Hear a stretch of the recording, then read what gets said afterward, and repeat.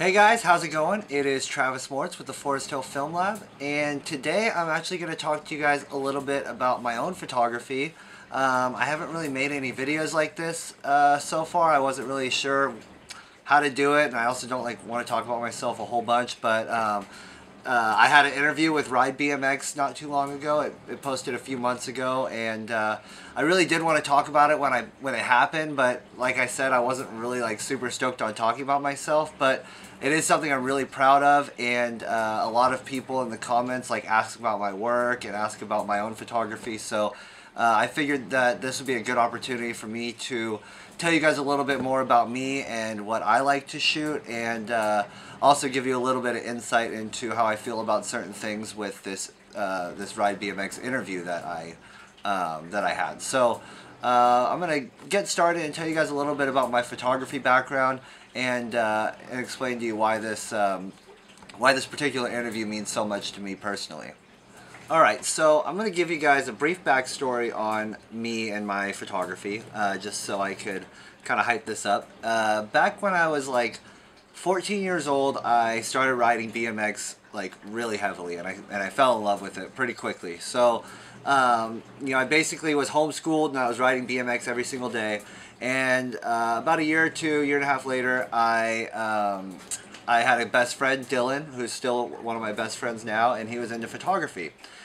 He was into film photography, and I didn't think much of it, but he was in high school, so he was in a high school photography class, and like I mentioned, I was homeschooled, so anything that I really wanted to do extracurricular had to be all me, and that's why I really just focused 100% on riding my bike, because I didn't really have any other influences aside from maybe my BMX friends. Anyways, at this time, I had already had my bedroom walls covered in magazine pages of BMX.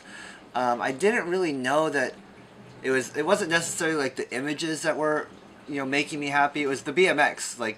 Covering my walls in BMX images was all I cared about. My whole entire room was just plastered. And even back then, the head photographer for Ride BMX magazine is a guy named Jeff Zielinski. And for the past 2 decades, this guy's been the dude for BMX photography. He's the front runner. He's the head photographer for Ride BMX. He has been for, like I said, about 2 decades. And so his work was filling my room. Quite literally, my walls were covered with Jeff Z's work. Anyways, when I was about 15 or 16, maybe 16, me and my buddy went out to a flea market. And like I said, he was already into film. And we found a Nikon EM, and I had money at the time, so I bought it. And that's kind of how I got started in photography. I basically just wanted to shoot BMX photos of my friends, mostly because that's all I knew. I didn't think about going, I wasn't ever going hiking or camping or going to the beach. I wasn't doing anything else. I was only riding my bike, and that was it. So naturally, the first thing I turned my camera to was my friends riding BMX. And within the first month of me owning that camera, I shot 15 rolls of film. I totaled my first car because I was taking a picture out of the window like an idiot, and I hit a median. I was committed to photography at this point. So fast forward, a decade later, here I am. I still really just shoot my friends. I've had a few opportunities to shoot pros. I've gone out to Texas for a contest, but that was just me going, and I shot some film out there. And I work out at Woodward West every summer. That's another opportunity that I've had to meet pros. But by no means am I a professional BMX photographer. I'm not going on road trips with companies. I'm not.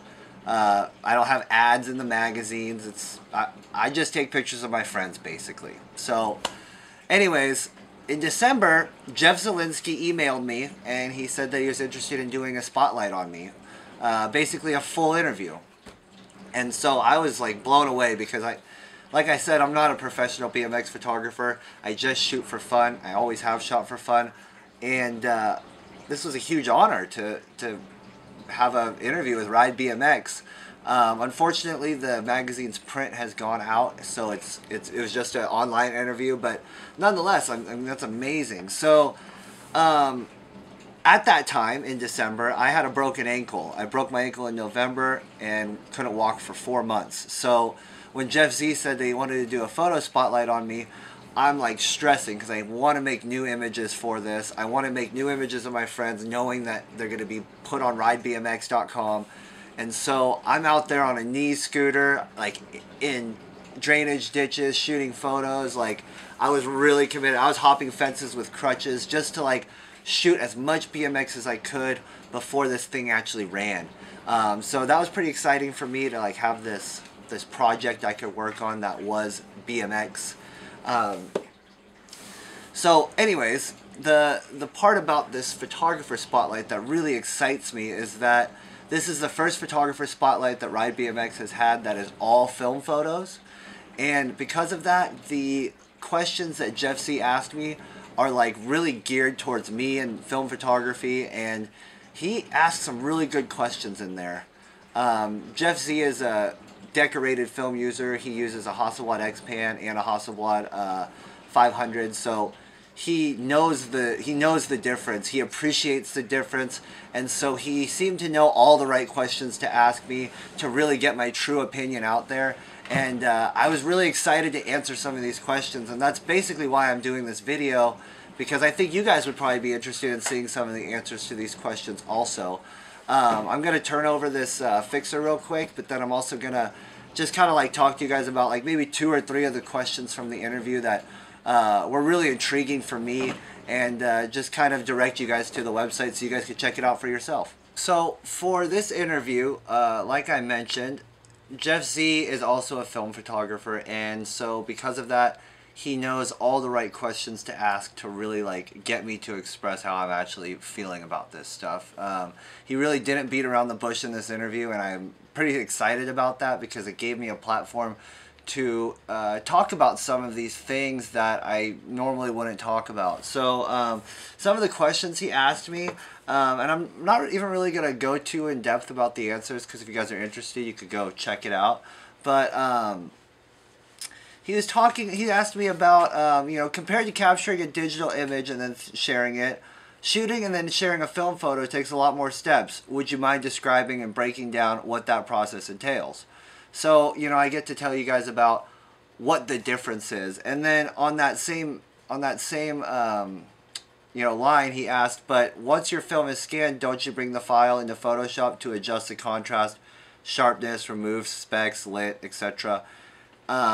This is a great question because as a film photographer, I think a lot of people are like, you know, just what are you doing? Are you not even editing it, or are you just gonna scan it and then don't touch the scan and then that's like your base image?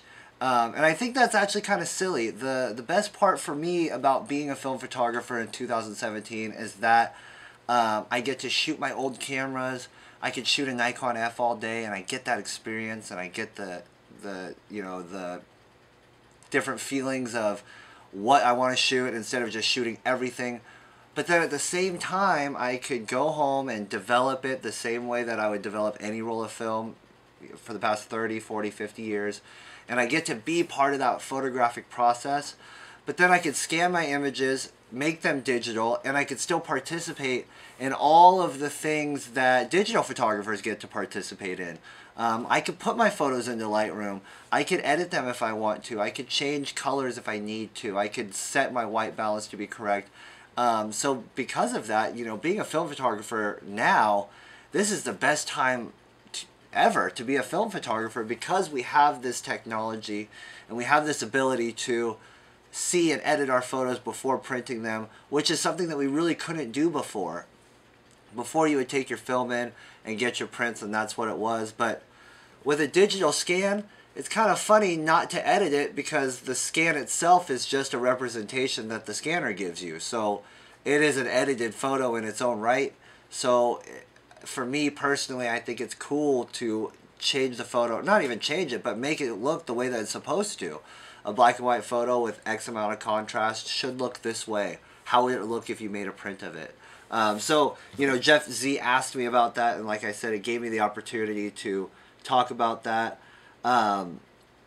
He talks about how when he was shooting film, when he switched over to digital, how he didn't really feel the same way about the photos, how, you know, he would be more stoked on a photo if it was shot on film, and he asked me how I felt about that. So, you know, this is it was a really cool way to express how I feel about film photography and kind of broadcast it to the BMX community and hopefully get them on board and get them interested. Here he asked me 5 reasons why shooting film is superior to digital. Like, he really put me on the spot with that one. I had to come up with 5 reasons why I thought it was better. And so you could read those on the interview as well. So yeah, I mean, I'm pretty excited about this because I'm a nobody BMX photographer. I just shoot my friends and whatnot. So to have this honor was like really exciting for me. I don't even really know what else to look forward to, because like having an interview by Jeff Zielinski as a BMX photographer is pretty much like the, you know, the best thing that you could hope for. I'm so excited about it. I'm so honored. And even since this interview's come out, I like ran into Chris Fox. He's a professional BMX rider, and he told me that he saw my interview and he was like really stoked about reading it. He was like, "I love your take on film and all that," and he showed me some disposable photos. He brought a disposable camera with him to Spain, and he was showing me his disposable camera photos, and I'm like, you know, is this really making an impact? It seems like it. It seems like people are starting to pick up on, you know, the tangible qualities of film and the differences between the two, and you know, a film camera is not a cell phone camera. And so I don't know, I'm really excited, and I wanted to share it with you guys. I wanted to kind of talk a little bit about myself and my own photography. So go check out the Spotlight.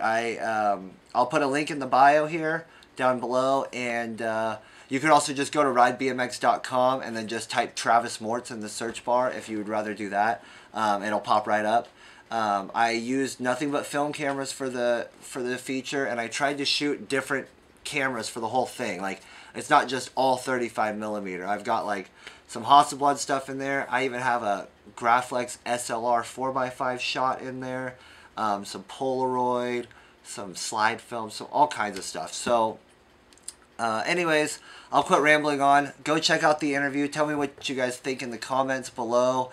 And thank you guys for the support. Thank you for sending me your film. The Film Lab is going awesome, and I really appreciate all the positive feedback I get from you guys. So until next time, you guys, thanks for watching so much, and keep on shooting.